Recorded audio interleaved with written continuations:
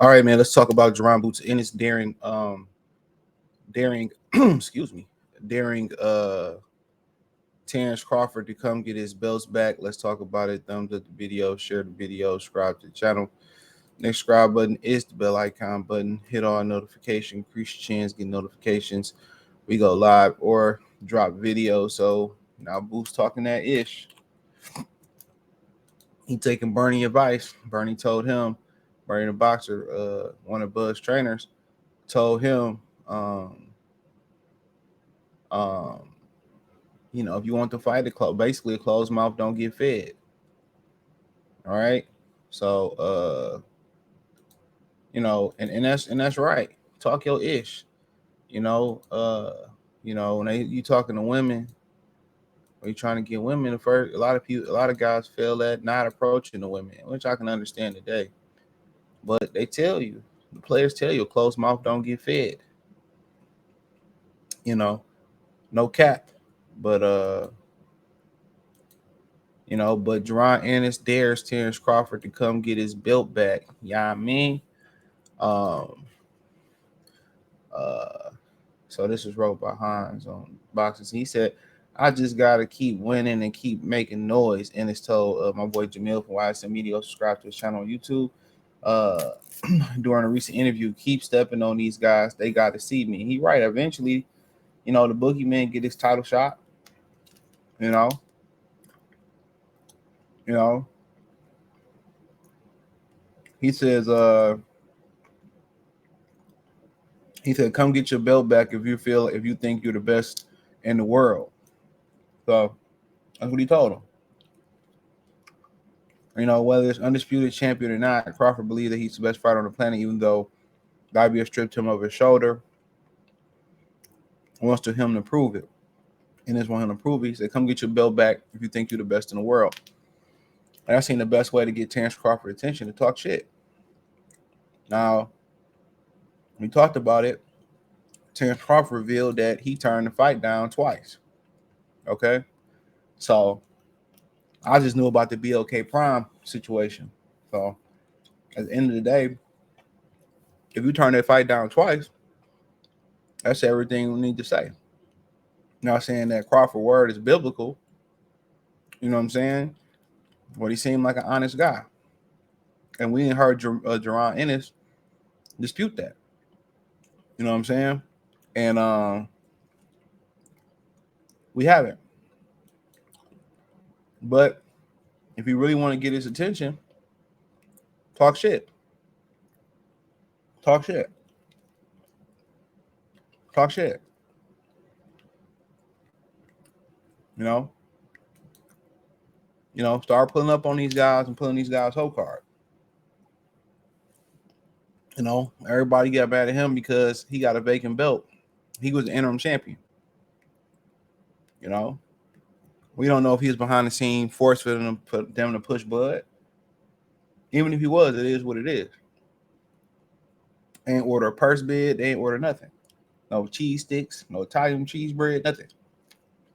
So a lot of people just didn't understand it. 2.5 months after fighting, stripped the guy. It is what it is. But what we can say is, we went through the Mayweather Pacquiao era at welterweight.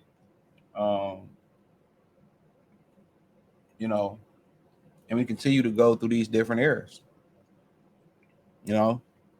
We continue to go through these different eras. Errol Spence and Terence Crawford held it up, and it's time to unclog, or as Lion Killer Podcast would say, it's time to unconstipate the welterweight division. And that's as simple as that. It's time for us to legitimately move on. And I don't think anything is wrong with that. It's time for us to move on.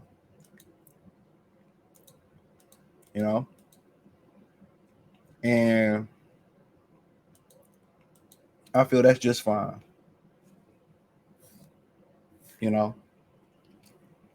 I feel that's just fine. But he lost a lot of possible opponents. Errol Spence losing, stripping Terence Crawford. He could have undisputed. They forced a purse bid. which they wasn't gonna do that though. What else happened? I'm gonna say something else happened. Oh, Virgil Ortiz fell out. Keith Thurman refusing to fight him, which Earl Spence had one of the best quotes. He said he ain't fight no boots. He said he wouldn't even fight me. And that's no cap. He said that man wouldn't even fight me. Coming up.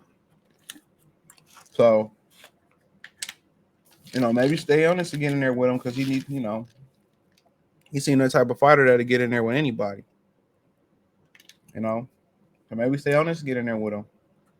But that's a start. Start calling your shot like it's pool. Come get your belt back if you want it so bad. But you're gonna have to put a little stank on that though. You do know that. You're gonna talk a little bit of shit. Might have to call him out his name. But it's ways to respectfully call people out. I think Andre Ward did it. But he really benefited from a tournament. He really benefited from the tournament. So that's a little bit something different. He benefited from a tournament.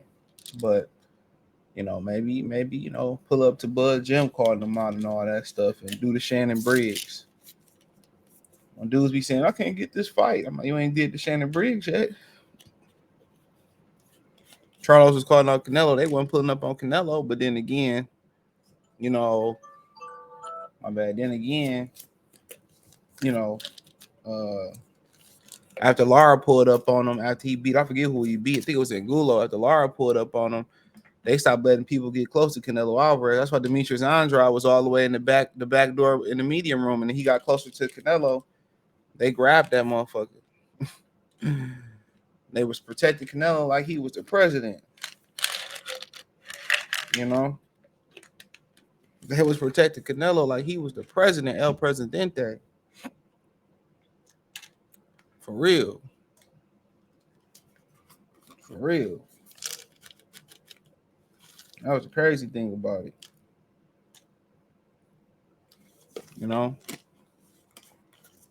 But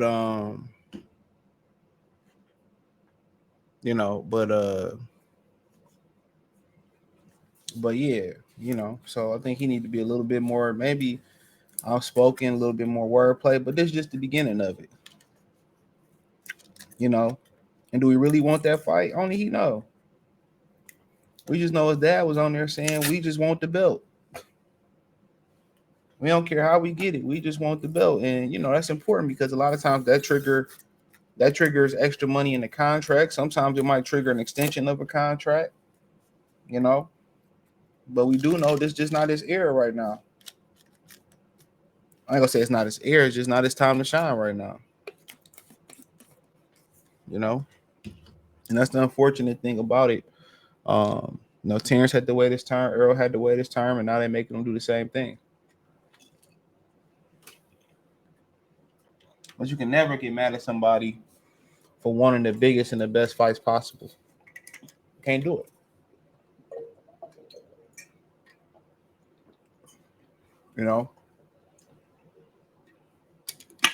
People get mad and say, well, he turned down 2 fights, or he turned down a fight or whatever.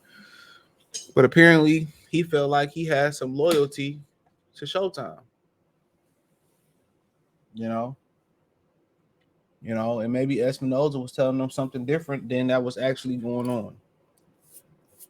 But this is start taking Bernie advice, calling him out, getting his attention, telling him what it do with the businesses, word on the street. Boots know how to handle this. So we'll see. Extremely gifted fighter. I think he's going straight to the top. But guess what? Like Terence Crawford said, only time will tell. Like Pac said, who can you trust? Only time will reveal. So, but if they did fight right now, I'll buy that. I hate to buy it based off Al Heyman, but I'll buy it. I fuck with Boots. I fuck with Bud. I met Boots' daddy in Detroit when he had Andy Cruz. Talked to me for a second. He was cool. So, They seem like a real good crew. Love the dudes out there in Philly.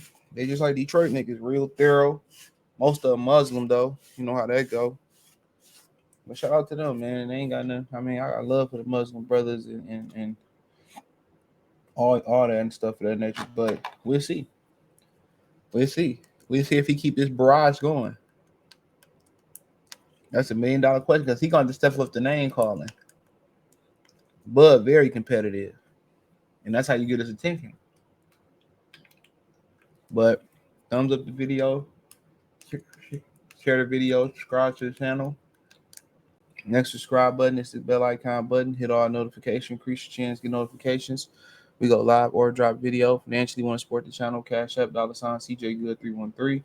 Venmo CJ Good 313. PayPal link in the description. Hit the link tree. Find me on Twitter, Instagram, Spotify, Anchor, Cash App, Venmo, PayPal, Apple Podcasts, Google Podcasts, the whole nine. Check out the welterweight talk playlist. Check out the box news playlist. Hit the link tree. You can find me everywhere there. Don't forget, check out my new channel, Free Game 89, FR33 Game 89. That's in the link tree in the description. And my Detroit channel, Mercy Sports Talk, that's in the link tree in the description. Peace.